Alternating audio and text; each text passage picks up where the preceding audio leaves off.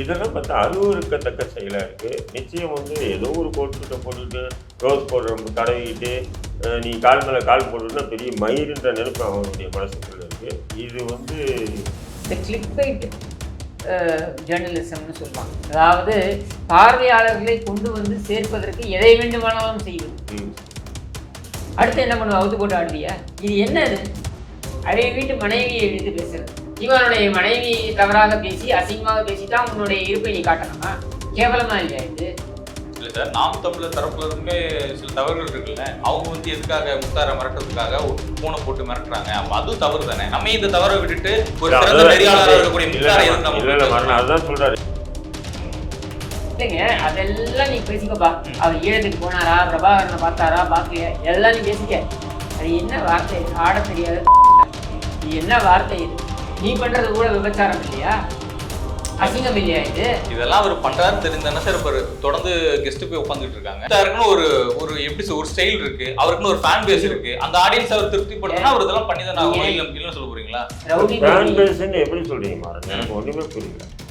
அவரே சொல்றாரு பொறுக்கிகளுக்கெல்லாம் fan packs சொல்றாரு. இப்போ என்ன முத்தாரை பொறிக்கின்றீங்களா சார்? அவர் என்ன பொறிக்கியா சார்? பார்க்க அப்படியா சார்?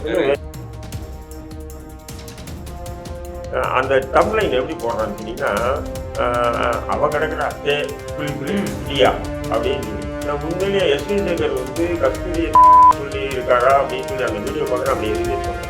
அப்போ ஏன் நீ அப்படி போற? இல்ல நீங்க என்ன சொல்றது பார்த்தா ஏதோ முட்டாருக்கு ஏதோ அறிவு இல்லை, அவர் ஏதோ முட்டாள் மாதிரி நீங்க அறிவான நபர் கூட முட்டாள் மாதிரி நடக்கிறாங்களேன்றது நினைச்சுதான் நான் வருத்தப்படுறேன். இல்லை, எனக்கு இன்னும் இவர் அறிவு இருக்குன்னு சொல்ல நானும் அப்படிதான் நினைச்சிட்டு இருக்கேன். ஆனா எனக்கு இப்போ அவன் செய்யற செயல்பாடெல்லாம் பார்த்தா அறிவாளி மாரி தெரியல, பொறுக்கி போய் மாரி தான் நடந்துக்கிறான். இல்ல தொடர்ந்து சீமானை மட்டுமே முத்தார் டார்கெட் பண்றதுக்கு பின்னணியில் யாருக்கு அதிகாரத்தில் இருக்கக்கூடிய நீங்க சொல்லிட்டீங்க உதயநிதி ஸ்டாலின். இதை தாண்டி காவல்துறை இருக்காங்க அப்படின்னா காவல்துறை சார்ந்து இங்க ஒரு மிகப்பெரிய ஒரு கட்டமைப்பு சீமானுக்கு எதிராக கட்டமைக்கப்படுது. ஒரு ப்ராஜெக்ட் எதுவும் வேற சொல்ல போறாங்க. காவல்துறை ஓப்பனா போய் கேட்கிறேன். ஓப்பனா சொல்லுங்க, உங்களுக்கு தெரிஞ்ச வழக்கு வரங்க. காவல்துறையில ஒரு சில அதிகாரிகளோட சொன்னீங்க இல்லையா, பார்வையாளர்கள் வராங்க, நீங்க ஃபேன்ஸ் நிறைய இருக்காங்கன்னு சொன்னாங்க. நான் சொல்றேன் சிறந்த நெறியாளர் போய்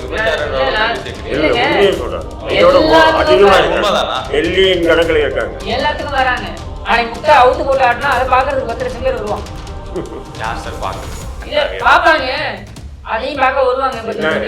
எப்படி பாப்பாங்கன்னு சொன்னா நிர்வாணமா ரசிக்கிறதுக்காக வர மாட்டாங்க. ஏன்டா அப்படி பைத்தியக்காரனா மாறிட்டாங்க அப்படின்றதுக்காக அந்த வீடியோ போட்டுட்டு ஸ்டாலின் உதயநிதி டேக் பண்ணுவாரு அவரு. அதையும் பார்த்தாங்க. இடமலம் நேயர்களுக்கு வணக்கம். நான் உங்கள் பரத் பேசிட்டு இருக்கேன். சமீப நாட்களா சீமானை வைத்து வயிறு வளர்க்கக்கூடிய விஷயங்கள்ல பல நெறியாளர்கள் வந்து இப்போ உருவாயிட்டாங்க. அதுல மிக முக்கியமான நபர்னா நம்மளுடைய முக்தார் அவர்கள். அவர் வந்து இப்போ சமீபத்தில் சீமான் அவர்களை ரொம்ப கொச்சான வார்த்தையில ஒருமையில அவருடைய மனைவியும் உள்ள இழுத்து ரொம்ப ஆபாசமா பேசி சில வீடியோக்கள் வந்து இப்போ பதிவு பண்ணியிருந்தாங்க அவரோட சேனல்ல. இன்னைக்கு நம்ம அதை பத்தி தான் கிஷோர் கே சாமி அவர்கள்ட்டையும் தடா ரஹீம் அவர்கள்ட்டையும் நம்ம கேட்டு தெரிஞ்சுக்க போறோம். சார் வணக்கம். சார் வணக்கம். சார் ஏற்கனவே உங்க 2 பேருக்குமே ஒரு முன் அனுபவம் இருக்கு. அதாவது அவர் கூட நீங்க போய் பேனல்ல உட்காந்துருக்கீங்க, இன்டர்வியூல உட்காந்துருக்கீங்க. அவர் எப்படி திருச்சி அப்படி ஒரு மாதிரி கிளாஸ் பண்ணி ஒரு வீடியோ போடுவாரு. அதை அனுபவத்துக்கு சொல்லுங்க சார். தாராளமா சொல்லுங்க சார். நண்பர் அவருக்கு ரொம்ப காப்பாற்ற பார்ப்பாரு. என்ன சொன்னீங்கன்னா முக்தாரை பொறுத்தவரையிலே என்ன சொன்னா, நீண்ட காலமாக எனக்கு நல்ல பழக்கமான நபர் தான். நான் சிறையிலேருந்து விடுதலை ஆகிட்டா 3 டிவியில் இருந்தாப்புல, அதுக்கப்புறம் நிறைய இதில் இருந்தாப்புல, ரொம்ப கஷ்டப்பட்டு இருந்தாப்புல. ஒரு இதுக்கு வரணும்னு சொல்லி எதிர்பார்த்ததில் முக்கியமான நபர்களை நானும் ஒருத்தன். இப்படிப்பட்ட அதாவது ஒரு ஊடகவியலாளர் இவ்வளோ கஷ்டப்படுறாங்களே, இவங்கெல்லாம் ஒரு நிலைக்கு வரணும் அப்படின்னு எதிர்பார்த்ததில் நானும் ஒருத்தன். அது எந்த மாற்று கருத்து இல்லை. பட் இப்போது அவனுடைய அவருன்னு சொல்லக்கூடிய எனக்கு அந்த பன்மையில் சொல்கிறதுக்கு கூட என் மனசு இடம் கொடுக்கல. நீங்கள் கூட முக்தார் அவர்கள்னு சொன்னீங்க இல்லையா, அந்த அவர்கள் என்ற வார்த்தைக்கு தகுதி இல்லாத நபராக முக்தார் மாறிட்டான். அப்படி தான் நான் சொல்லுவேன். ஏன்னா நீங்கள் அந்த ஊடக அறத்தோடு நீங்கள் பார்த்தீங்கன்னாலும் சரி, அறம் தவறி பார்த்தாலும் சரி, ஏன்னா அதுக்கு உண்டான நபராக முக்தார் இருக்காப்புலன்னா இல்லை. இன்னைக்கு இதே சத்தியம் தொலைக்காட்சி யூடியூப்பில் ஒர்க் பண்ணும்போது கூட நிறைய விஷயங்களுக்கு நான் வந்து ஆதரவாக தான் இருந்தேன் முக்தாருக்கு. அதன் பிறகு வந்து பார்த்தீங்கன்னா இப்போ தனியாக ஆரம்பித்து ஏதோ ஒன்று வானத்தில் பறக்கிறாப்புல ரெக்க கட்டி என்னை பிடிக்க எவனாலும் முடியாதுடா அப்படின்னு. எனக்கு வந்து நேரடி இளவரசருடைய ராஜா மற்றும் இளவரசருடைய தொடர்பு நேரடியாக எனக்கு இருக்குது. யார்? உதயநிதி ஸ்டாலினும் முதல்வரும் துணை முதல்வருடைய ஆசை எனக்கு இருக்குது. என்னை எவனும் ஒரு மயம் கொடுக்க முடியாது அப்படின்ற மாதிரி பறக்கிறாப்புல. பறக்கிறவங்களாம் விழுந்தான்னு சொன்னால் மறுபடியும் தேர மாட்டான்றது ஒரு ஊடகவியலாளராக இதுக்கு முன்னாடி இருந்த முக்தாருக்கு தெரியாமல் இருக்கிறது தான் அதிசயமாக இருக்குது. புரியுதுங்களா? நீங்கள் விமர்சனம் பண்ணுங்க, யார் மீது வேணாலும் விமர்சனம் வைக்கலாம். இப்போ சீமான் வந்து பெரியார் மீது விமர்சனம் வைக்கிறாங்க, அது சரியே தவிர அது வேறு விஷயம். விமர்சனங்கள் என்பது நீங்கள் எப்படி வேணாலும் பண்ணலாம், அது மாற்று கருத்தே இல்லை. ஆனால் அந்த விமர்சனம் எல்லை மீறக்கூடாது. ஒரு முறை வந்து முக்தாரை பற்றி சீமான் அவர்கள் வந்து ஒரு விமர்சனத்தை வைப்பாப்புல, அப்போ அவர் குடும்பத்தை பற்றி வச்சுருவாப்புல. அந்த விஷயத்துக்கு வேறு யாரும் கண்டிக்கலை, நான் வந்து நேரடியாக கண்டிச்சேன். சீமான் அவர்கள், நீங்கள் வந்து முக்தார் உங்கள் மீது விமர்சனம் வச்சு பேசாதுன்னா நீங்கள் முக்தாரை என்னவோ விமர்சனம் பண்ணுங்கள், அது நான் வரமாட்டேன். பட் அவங்களுடைய குடும்பத்தாரை இழுக்காதீங்க, இழுத்தீங்கன்னா அது சரியில்லை அப்படின்னு சொல்லி நான் வந்து நாம் தமிழர் கட்சியுடைய ஒருங்கிணைப்பாளர் சீமானுக்கு நான் சொல்லியிருக்கேன். அப்போது அப்படி இருக்கும்போது இன்றைக்கி வந்து ஒரு தரம் தாழ்ந்த அந்த வீடியோவை பார்க்குறேன், ஒன்றுமே இல்லை வீடியோவை, பட் அந்த ஒரு தம்ப்லைன் மற்றும் அந்த ஒரு திரும்ப திரும்ப திரும்ப அது போடுறது, இதெல்லாம் பார்த்தா அருவருக்கத்தக்க செயலாக இருக்குது. நிச்சயம் வந்து ஏதோ ஒரு கோட் ஷூட்டை போட்டுக்கிட்டு ரோஸ் பவுடரை தடவிக்கிட்டு நீ கால் மேலே கால் போட்டுன்னா பெரிய மயிருன்ற நினைப்பு அவனுடைய மனசுக்குள்ளே இருக்குது. இது வந்து காலியாகிடுவேன். நீ காலியாகிடுவேன்னு சொன்னால் நீ செத்துவேன்னு சொல்ல, இந்த துறையை விட்டு ஒதுக்கிடுவாங்க. இன்றைக்கி உனக்கு ஆதரவாக சீமானுக்கு எதிரான நபர்கள் அதை பார்ப்பாங்க, கை தட்டுவாங்க, ரசிப்பாங்க.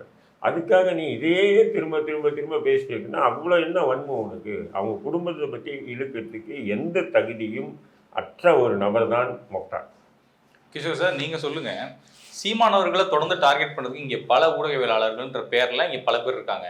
ஆனால் முக்தார் மட்டும் ரொம்ப ஒருமையில் அந்த தே அப்படின்ற வார்த்தையை பயன்படுத்தி, அப்புறம் அவங்களோட மனைவியை உள்ள இழுத்து டிரைவரோட ஒப்பிட்டு பேசுறது, இந்த விஷயத்தை நீங்கள் எப்படி பார்க்குறீங்க? அதாவது கடுமையான வார்த்தைகள் பயன்படுத்துறது அப்படின்றத நம்ம எல்லாரும் நான் கூட பயன்படுத்துறது தான், இல்லைன்னா சொல்ல முடியாது. உச்சபட்ச கெட்ட வார்த்தைகள்லாம் பயன்படுத்திடுவேன், கருணாநிதின்ற வார்த்தையை பயன்படுத்திடுவேன், சரியா? அதனால் அதையெல்லாம் வந்து நான் வந்து ஒரு பொருட்டாக வந்து பேச போகிறதில்ல. ஆனால் இங்கே என்ன பார்க்க வேண்டியதாக இருக்குது அப்படின்னா, இந்த கிளிக் பைட் ஜேர்னலிசம்னு சொல்லுவாங்க. அதாவது பார்வையாளர்களை கொண்டு வந்து சேர்ப்பதற்கு எதை வேண்டுமானாலும் செய்வது.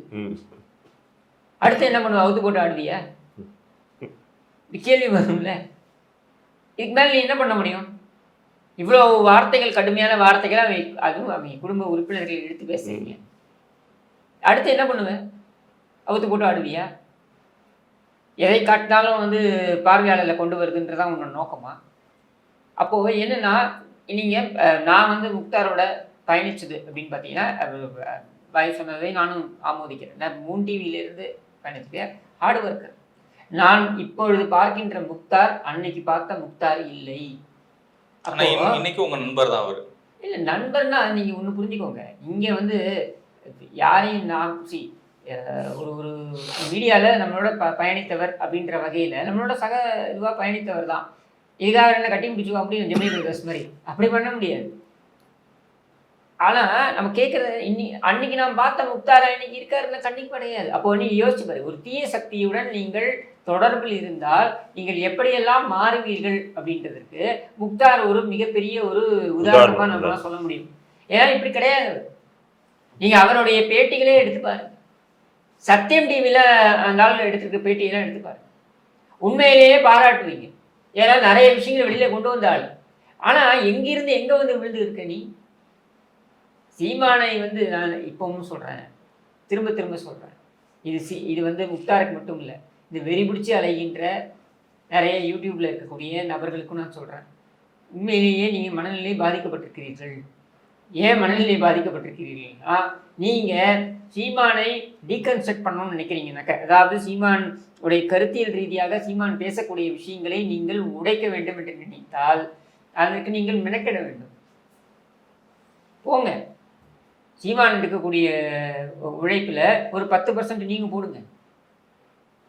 ஒரு ஊராக போய் அந்த மனுஷன் போய் ஒவ்வொருத்தரையாக பார்த்து பேசி அந்த அரசியல்படுத்தி இளைஞர்கள், எத்தனை இளைஞர்கள் அரசியல்படுத்தி, எனக்கு தெரிந்த எத்தனையோ இளைஞர்கள் நீங்கள் பார்த்தீங்கன்னா, இது வந்து சீமானை புகழ்வதற்காக நான் சொல்லலை, அந்த ஒரு அரசியல்வாதி இன்னைக்கு வந்து எழுந்து நிக்கிறான்னா அந்த அரசியல்வாதிக்கு பின்னாடி எவ்வளவு பெரிய உழைப்பு இருக்கு தெரியுமா? ஏன் முக்தாருக்கு அந்த உழைப்பு இல்லையா சார்? இல்ல சார் அதுதான் நான் சொல்றேன். முக்தாருடைய உழைப்பெல்லாம் நீ வந்து நல்லதோர் வினை செய்து அது புழுதியில் கடாசிய கதை தான் உன் கதை. நீ எங்கிருந்து வந்த? ஒரு ஒரு ஹம்பிள் இதுல இருந்து வர, நீ மேல வர, ஹம்பிள் பேக்ரவுண்ட்ல இருந்து நீ மேல வர, வாழ்த்துக்கள். ஆனா எங்க வந்து நிக்கிற நீ? அசிங்கமா இல்ல? அதாவது மனிதன் உயரும் பொழுது அல்லது மனிதனுக்கு உயர் பதவியில் இருக்கக்கூடியவர்களுடன் தொடர்பு வரும் பொழுது அவனுடைய பண்புகள் அது வந்து அது கொஞ்சம் அந்த அந்த பண்புகள்ல ஒரு மேன்மை தெரியணும். உங்ககிட்ட அது தெரியலையே. சாக்கடை புத்தி மாதிரி தானே நீ பிஹேவ் பண்ணிட்டு இருக்க. உண்மையிலேயே சாக்கடை புத்தி தான், வேற ஒண்ணுமே கிடையாது. இது என்ன மாதிரியான ஒரு போக்கு இது? அதாவது நீங்க நிறைய பேர் வந்து என்ன சொல்லுவாங்க, அவருக்கு கட் பண்ணி எடிட் பண்ணி இதெல்லாம் கூட விட்டுடலாங்க, சரியா? ஏன்னா அதெல்லாம் தெரிஞ்சுதான் போய் உட்காடுறாங்க. முக்தாரோடைய பேட்டியில போய் உட்காந்தா ஒரு 1.5 மணி நேரம் இருந்தாலும் பேட்டி எடுக்கிறப்பலன்னா இந்த 1.5 மணி நேரம் ஒளிபரப்பணுமானா அப்படின்னு நம்ம கட்டாயப்படுத்த முடியாது. அங்கே ஏதோ ஒரு இடத்துல கட் பண்ணுவாங்க, ஏதோ ஒரு இடத்துல வந்து எடிட் பண்ணுவாங்க. சரி, அவருக்கு சாதகமாகவே அவர் பண்ணுறாருன்னு வச்சுப்போம். நான் அதை கூட தப்பு சொல்லுங்க. இது என்னது? அதை வீட்டு மனைவியை எடுத்து பேசுறது. நானும் கண்டிச்சிருக்கேன். இப்போ தடார ஹிம்பாய் எப்படி சொன்னாரோ அது மாதிரி முக்தாருடைய குடும்பத்தை இழுத்து பேசிய பொழுது நானும் கண்டித்திருக்கிறேன். முக்தாருடைய குடும்பத்தை இழுத்து பேசக்கூடாது நீங்க அப்படின்னு சொல்லிட்டு, சரியா? இப்போ என்ன ஆகுது அப்படின்னா, யாரோ ஒருத்தன் மொபைல் ஃபோனை போட்டு இவருடைய நம்பரை வந்து சுற்றலில் விட்டு இதை திமுககாரன் பண்ணுறான். என் நம்பரை நிறைய பேருக்கு விட்டுருக்கான். எத்தனை பேர் எனக்கு கால் பண்ணுறாங்க, பேசுகிறாங்க, நானும் தான் திட்டுறேன், சரியா? ஏன் நான்மன் கட்சியிலே நான் வந்து முந்தைய இதில் வந்து நான் நிறைய கருத்துக்களை தெரிவித்த பொழுது இதே மாதிரி வந்து நம்பரை சுற்றலை விட்டு நிறைய பேர் எங்கெங்கேருந்தோ வெளிநாட்டிலேருந்து தான் முடிச்சுட்டுவான், சரியா? இதெல்லாம் நடந்திருக்கு, சரியா? ஆனால் என்னுடைய கேள்வி என்னன்னா, நீ வந்து ஒரு ஒரு ஒரு நிறுவனத்தை நிறுவி, அவன் நிறுவனத்தை யார் வந்தாங்க ஓப்பனிங்க்கு? திருமாவளவன்லேருந்து எல்லாரும் வந்தாங்க. முன்னணி தலைவர்கள், அரசியல் தலைவர்கள்லாம் வந்தாங்க. ஏன் வந்தாங்க? உதயநிதியோட நீ தொடர்பில் இருக்க, உதயநிதியோட நிர்பந்தத்தின் அடிப்படையில் இவங்க எல்லாம் வராங்க, அப்படிதான் நான் பார்க்குறேன். சரி, உன்னோட நட்பில் இருக்கிறதுனாலேயே வராங்கன்னே வச்சுக்கோ. அப்படியே வந்தாலும் அவங்களுக்கான மரியாதை கொடுக்கணும்ல. அவங்க என்ன நினைப்பாங்க யோசிக்க வேண்டாமா? நீ சீமானுடைய மனைவி தவறாக பேசி அசிங்கமாக பேசித்தான் உன்னுடைய இருப்பை நீ காட்டணுமா? கேவலமா இல்லையா இது? இல்ல சார், நாம் தமிழர் தரப்புல இருந்துமே சில தவறுகள் இருக்குல்ல. அவங்க வந்து எதுக்காக முக்தாரை மிரட்டுறதுக்காக போனை போட்டு மிரட்டுறாங்க. அப்ப அதுவும் தவறு தானே. நம்ம இந்த தவறை விட்டுட்டு ஒரு சிறந்த நெறியாளராக இருக்கக்கூடிய முக்தாரை அதுதான் சொல்றாரு. எனக்கே மிரட்டல் வருது, நான் மிரட்டலை எதிர்கொள்றேன் இல்லையா? மிரட்டினாங்கன்றதுக்காக நீ தலைமையை வந்து தாக்குயான்றாரு. ஃபர்ஸ்ட் நீங்க தலைமையை தாக்குங்க. நான் என்ன சொல்றேன், நீ சீமானை தாக்கு, சீமான் மேல வழக்கு போடு, சீமானை எதிர்கொள்ளு. அதையெல்லாம் யாரும் தப்பு சொல்லலை, உன்னை யாரும் கேள்வி கேட்கலப்பா. சீமானுடைய மனைவியை நீ இழுப்பதற்கு காரணம் என்ன? இது என்ன வார்த்தை இது? இல்ல சார், சீமானவர்கள் தொடர்ந்து இங்க இருக்கக்கூடிய இளைஞர்களை வந்து பிரெயின் வாஷ் பண்ணி வச்சிருக்காரு. அவர் வந்து ஈழத்துக்கு போகவே இல்லை, அங்க வந்து அவர் இல்லைங்க. அதெல்லாம் நீ பேசிக்கப்பா. அவர் ஈழத்துக்கு போனாரா, பிரபாகரனை பார்த்தாரா, எல்லாம் நீ பேசிக்க. அது என்ன வார்த்தை இது? ஆட தெரியாது. இது என்ன வார்த்தை இது? ஏன் அப்ஜெக்டிஃபை பண்ற? நீ பண்றது கூட விபச்சாரம் இல்லையா? அசிங்கம் இல்லையா இது? இதெல்லாம் அவர் பண்றாரு தெரிந்தானே சார் இப்ப தொடர்ந்து கெஸ்ட் போய் உட்காந்துட்டு இருக்காங்க. உன் மேல அதான் சொல்றேன், நீ கடந்த காலத்துல உன்னுடைய உழைப்பு அதுக்கு மீது இருக்கக்கூடிய மரியாதைக்காக தான் வராங்க.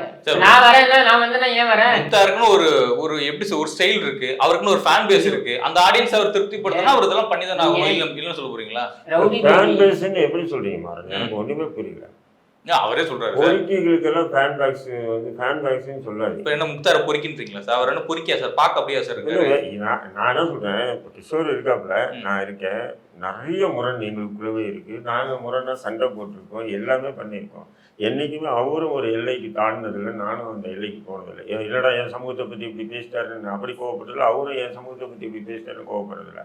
இதுதான் இன்னைக்கு அறத்தோடு செயல்படக்கூடிய ஒரு அரசியலாக இருக்கணும். அப்படி இருக்கும்போது ஒரு அரசியல் பண்ணக்கூடிய எங்களுக்கே அந்த பக்கம் இருக்குன்னா, நீ ஒரு நெறியாளராக இருக்க, உன் உள்ளத்தில் 1000 கருத்து இருக்கலாம், உனக்குன்னு ஒரு கருத்து. அந்த கருத்து வெளிப்படுத்துவதே அயோக்கியத்தனம். ஒரு ஊடகவியலாளர் இருந்தால் வெளிப்படுத்துவதே அயோக்கியத்தனம்.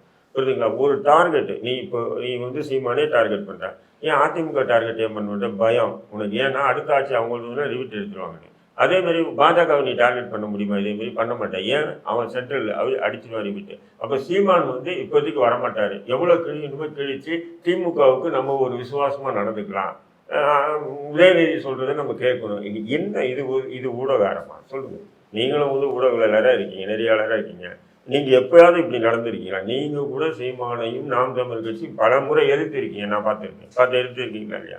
அதை இப்படி வந்து அறம் மீறிய அருவருக்கத்தக்க அன்னைக்கு ஒன்றும் இல்லை. நம்ம எஸ்வி சேகர் கூட இன்டர்வியூ எடுக்கிறாப்புல அந்த டம்லைன் எப்படி போடுறான்னு சொன்னீங்கன்னா, அவ கிடக்குறா புள்ளி இடியா அப்படின்னு சொல்லி. நான் உண்மையிலேயே எஸ்வி சேகர் வந்து கஸ்தூரியை சொல்லி இருக்காரா அப்படின்னு சொல்லி அந்த வீடியோ பார்க்குறேன். அப்படி எதுவுமே சொல்லலை. அப்போ ஏன் நீ அப்படி போடுற கேட்டா? அதுக்கப்புறம் அவர் என்ன சொல்றாருன்னா, தேசடியா அப்படிங்கிறத நான் அப்படி போட்டேன். இதெல்லாம் எப்படி? நான் என்ன சொல்றேன், கஸ்தூரிக்கும் எனக்கு நிறைய விமர்சனம். நான் அவங்கள திட்டிருக்கேன், அவங்க எங்க திட்டிருக்காங்க, என்ன தீவிரவாதின்னு சொல்லியிருக்கேன், நான் அவங்களே திட்டிருக்கேன். அதெல்லாம் வேற விஷயம். என்றைக்குமே ஒரு வரம்பு மீறக்கூடாதுன்னு அரசியல் பண்ணக்கூடிய நாங்களே நினைக்கும் போது, நீ ஒரு ஊடகவியலாளராக இருந்துட்டு நடுநிலையாக இருக்கணும். சரி, நீ நடுநிலை என்பது உன்னால இல்லை அப்படின் போது நீ சாதாரணமாக இப்படி அண்ணா அறிவாலே அடிமையாக இருந்துக்கும். அதுக்காக வரம்பு மீறி வந்து செயல்படுறது வந்து எப்படி ஏற்றுக்க முடியும்? இல்லை, இப்போ நீங்கள் 2 பேரும் சொல்றது பார்த்தா ஏதோ முக்தாருக்கு ஏதோ அறிவு இல்லை, அவர் ஏதோ முட்டாள் மாதிரி நீங்கள் இப்போ 2 பேரும் அறிவான நபர் கூட முட்டாள் மாதிரி நடக்கிறாங்களேன்றது நினைச்சு தான் நான் வருத்தப்படுறேன். இல்லை, எனக்கு இன்னும் இவர் அறிவு இருக்குன்னு சொன்ன நானும் அப்படிதான் நினைச்சிட்டு இருந்தேன். ஆனால் எனக்கு இப்போ அவன் செய்கிற செயல்பாடெல்லாம் பார்த்தா அறிவாளி மாரி தெரியல, பொறுக்கி போய் மாரி தான் நடந்துக்கிறாப்புல. இல்லை மாறன் உண்மையிலே சொல்கிறேன். யாராவது இப்படி போடுவாங்களா? நாம் தமிழ் கட்சியின் காமல் இலைகள் அந்த வீடியோ பாருங்க. நீ ஏதாவது வீடியோ போடுற எப்போ அந்த இடுமவன் காட்டி அந்த ஆடியோ ஏன்னா அவன் கல்யாணம் பண்ணி 2-3 குழந்தை பற்றிட்டு கணவன் பண்ணி பிரிஞ்சுட்டு போயிடறான். அவன் காதலி பிரிஞ்சு இருக்கலாம், ஏதோ விரக்தியிலே யார்கிட்ட பேசியிருக்கலாம். அது உனக்கு இருக்கிற நீ வெளியே விட்டு நீ என்ன லாபம் சம்பாதிக்கிற? வியூவர்ஸுக்கா? அதுங்க வேற எதுவும் தொழில் செய்யலாமே கையில. அவர் இவ்வளவு விஷயம் பண்ணாலுமே சமூக வலைதளங்கள்ல முதலமைச்சரையோ உதயநிதியோ டேக் பண்ணி தான் போடுறாரு. அதுதான் நான் சொல்றேன். இல்ல இங்க பிரச்சனை என்னன்னா, முக்தாருக்கு உளவியல் ரீதியா பிரச்சனை எங்க வருது அப்படின்னா, பிரச்சனை எங்க இருந்து வருதுன்றது நான் புரிஞ்சுக்கிறது என்னன்னா, உண்மையே பரிதாபப்படுறேன் நான். ஏன்னா சத்தியம் டிவியில் இருக்கும் பொழுது அவருக்கு நிறைய வியூவர்ஸ் இருக்காங்க. இப்ப இங்க தனியா ஆரம்பிச்சதுக்கு அப்புறம் அவருக்கு வியூவர்ஸ் கொண்டு வர வேண்டிய ஒரு நிர்பந்தம். முதல் 4 வீடியோ நல்லா போச்சு, அது போகும். எல்லாருக்குமே இந்த பிரச்சனை வரும், ஒரு தேக்க நிலை வரும். அப்புறம் அது அப்படி ரீபவுண்ட் ஆகும். இவரால் அந்த தேக்க நிலையை ஹேண்டில் பண்ண முடியல. அப்போ ஏதாவது ஒன்று பண்ணி வியூவர்ஸை கொண்டு வரணும். என்ன பண்ணுறது? இந்த மாதிரி இறங்குறது. அதுக்காக ஊடக விசாரம் பண்ண முடியும்.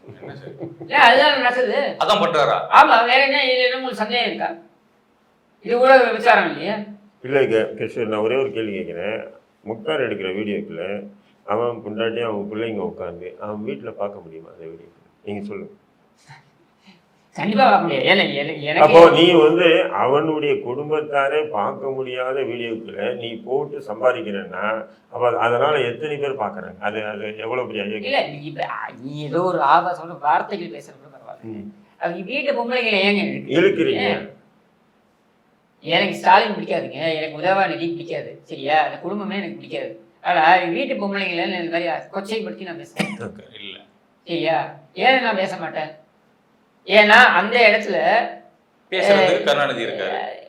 இல்லை, அதை விட நான் எப்படி பார்க்குறேன் அப்படின்னா, அவங்க என்ன பண்ணாங்க?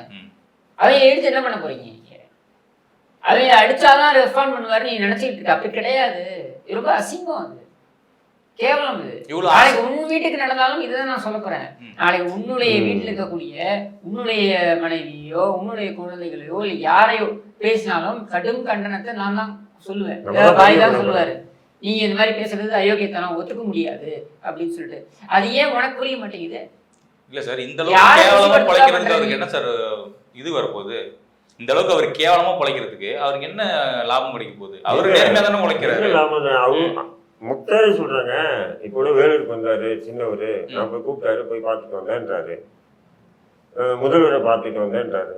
அவர் ஒரு திமுக காரனாவே எல்லாருக்கிட்டையும் அவர் வந்து மூடி மறைக்கிறதெல்லாம் இல்லை, தன்னை சார்ந்தவங்கிட்ட எல்லாருக்கிட்டையும் சொல்றாப்புல. எனக்கு வந்து அடிக்கடி அமைச்சர்கள் கூப்பிட்டு பேசுறாங்க, எம்எல்ஏக்கள் கூப்பிட்டு பேசுறாங்க. ஏங்க, ஒரு ஊடகவியலாளராக மக்களுடைய ஊடகவியலாளராக இருந்தால் எவனுக்குன்னா ஒரு போலீஸ் பாதுகாப்பு கொடுப்பாங்க. எவ்வளோ அப்பாட்டக்கர் ஊடகவியலாளர்லாம் இருக்குது. போலீஸ் பாதுகாப்பு யாருக்கும் கொடுத்ததே இல்லை. புரியுதுங்களா?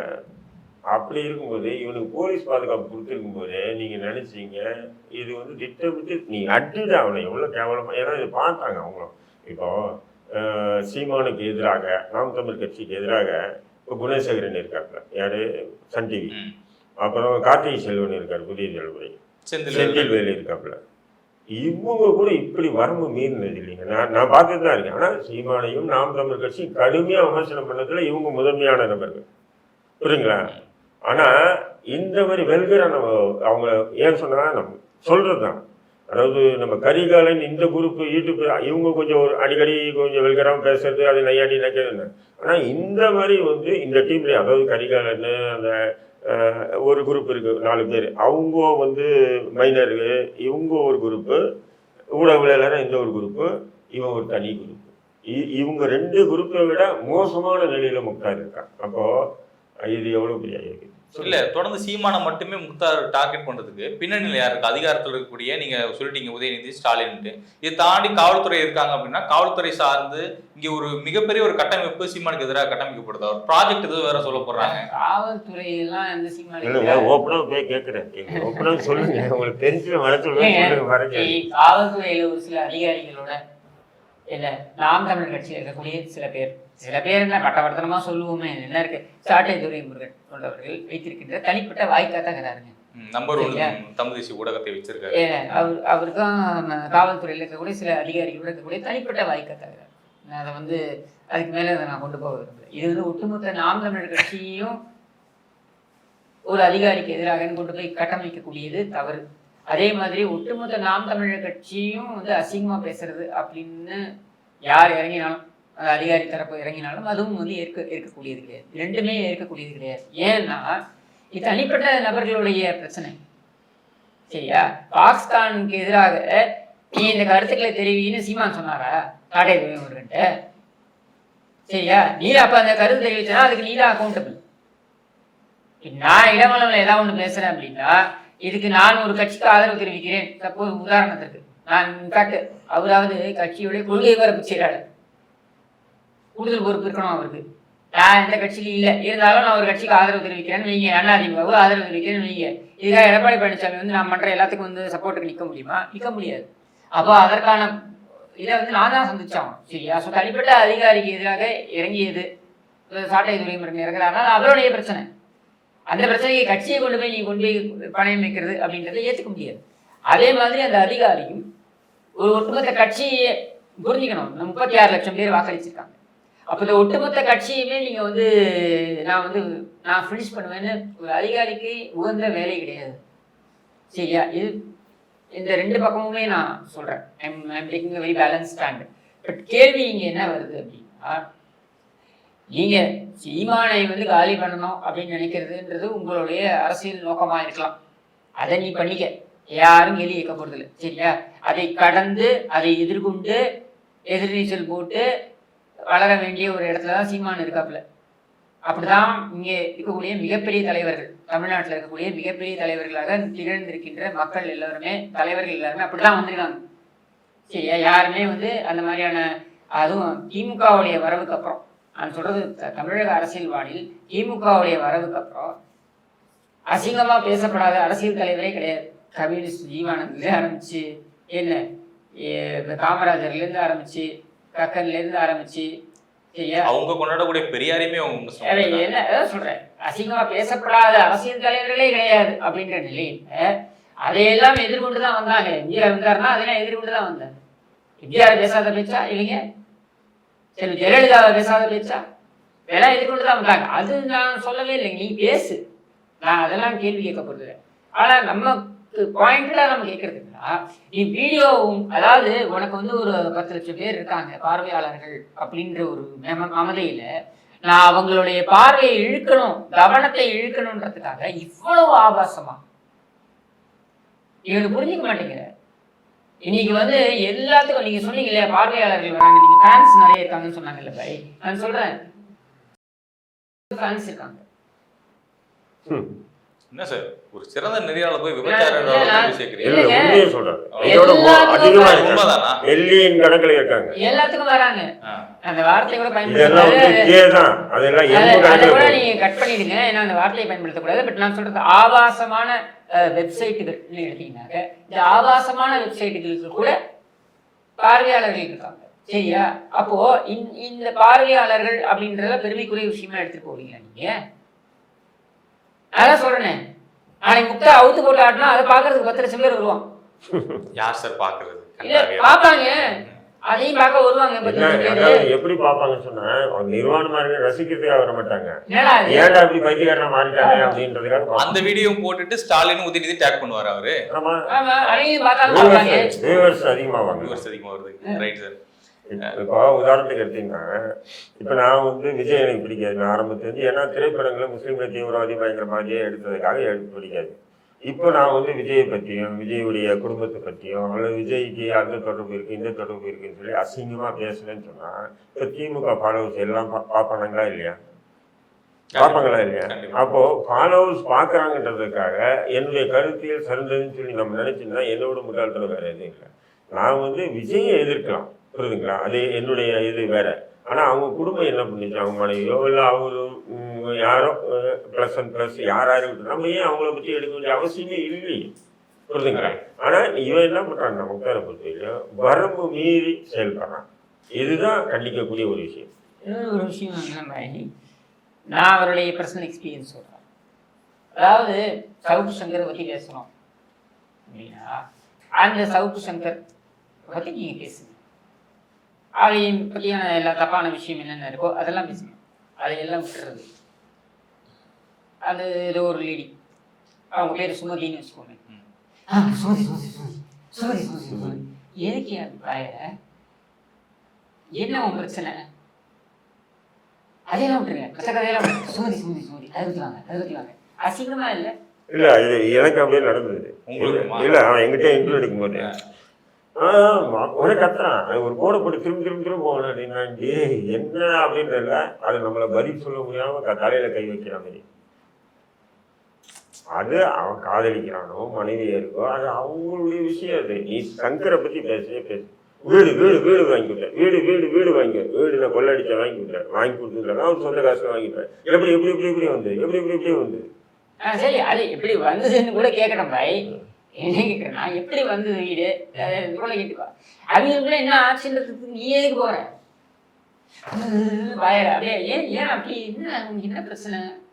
அவர் ஒரு மாமா தானே, ஐ மீன் மூத்த சொல்றேன். இல்லைங்க கேட்குறேன், உங்களுக்கு ஏதாவது பிரச்சனையா?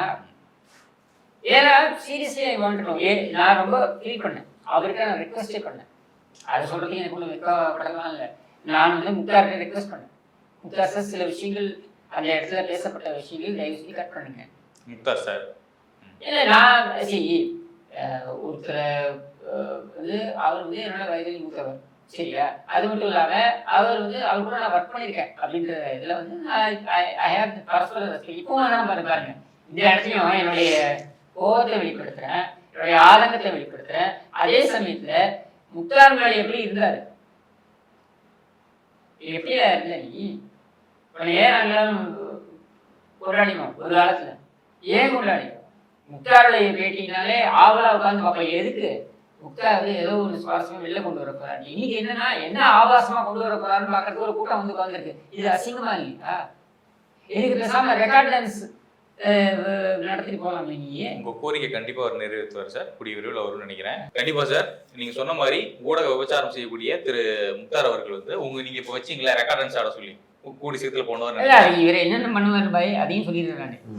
நான் என்ன ரெக்கார்ட் பண்ணமோ அதுல இருந்து வீடியோ கிளிப்லாம் எடுத்து போடுறது இதெல்லாம் பண்ணுவாப்ல. இதுக்கு பதில் சொல்ற மாதிரி வேணும். இது நான் திருப்பி சொல்றேன், முக்தார் இது அதுக்கான பதில் கிடையாது, சரியா? நீ திருந்ததுக்கான அட்வைஸ் தான் பண்ணியிருக்காரு. நீ மேற்கொண்டு சொன்ன மாதிரி எப்போ பேசுறது பர்சனலாக பேசுறது நீ வீடியோ எப்படி எடுத்து வச்சிருக்கேன்னு தெரியல, அதை போடுவார் அப்படின்னு சொல்லிட்டு சொல்றாப்புல.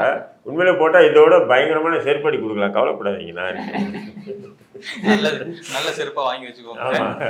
Okay sir. முக்தார் அவர்களுக்கு இடமலம் சார்பாகவும் சரி, ஒரு நெறியாளரா வயசுல சின்ன பையனாலும் சொல்றேன், தயவு செஞ்சு முட்டாள்தனமா சீமானை வைத்து நான் விமர்சனம் பண்றேன், சீமானை வந்து நான் தாக்குறேன் அப்படின்ட்டு அவருடைய குடும்பத்தை உள்ள கொண்டு வந்து இழுத்து ஊடக விபச்சாரம் பண்ணிக்கிட்டு இருக்கக்கூடிய மற்ற நெறியாளர்களை அசிங்கப்படுத்திக்கிட்டு இங்கே அரசியல்னா என்னன்னு ஒரு அரசியல் புரிதலே இல்லாம ரொம்ப கொச்சையா கீழ்த்தரமா, எப்படி சொல்றது, இதுக்கு மேல போகணும்னா நான் அப்புறம் உங்களை சொல்ற, நீங்க தமிழில் வைக்கிறீங்களே அந்த மாதிரி நான் சொல்ற மாதிரி வந்துடும். ஏன்னா என்னால் பீப்லாம் போட்டு பேச முடியாது, அந்த அளவுக்கு கேவலமான ஆளு நான் கிடையாது. அதனால திரு முக்தார் அவர்கள் கொஞ்சம் திருந்துனா நல்லா இருக்கும் அப்படின்னு இடமலம் சார்பாகவும் பரத் அப்படின்ற ஒரு சின்ன பையனும் உங்ககிட்ட ஒரு கோரிக்கை வைக்கிறேன். புரிஞ்சு தெரிஞ்சு நடந்துக்கோங்க. ஏன்னா இங்க பல பேர் வந்து நேரடியா திமுகவுக்கு வந்து ஆதரவு தெரிவிக்கிறதா இருக்கட்டும், இல்ல திமுகவில் இருக்கக்கூடிய ஆபாச பேச்சாளர்கள் வச்சு மற்ற கட்சி தலைவர்களை விமர்சனம் பண்றதா இருக்கட்டும், அப்படி பண்ணணும்னா நீங்க அதிமுக போய் சேர்ந்துருங்க. அதை விட்டுட்டு ஊடகம் வைத்து நடத்துற அப்படின்ட்டு சீமான் அவர்களுடைய மனைவி, அவங்க பசங்க, அப்புறம் இந்த கட்சியில் இருக்கக்கூடிய சில முக்கிய நபர்களுடைய தனிப்பட்ட வாழ்க்கைன்னு சொல்லி உள்ள இழுத்து உங்களுடைய மதிப்பை நீங்க குறைச்சிக்காதீங்க. குறைக்கிறதுக்கு ஒன்றும் இல்லைன்னு நினைக்கிறேன். எங்களோட இணைந்திருக்கும் அனைத்து இடமூலம் நேயர்களுக்கும் ரொம்ப நன்றி.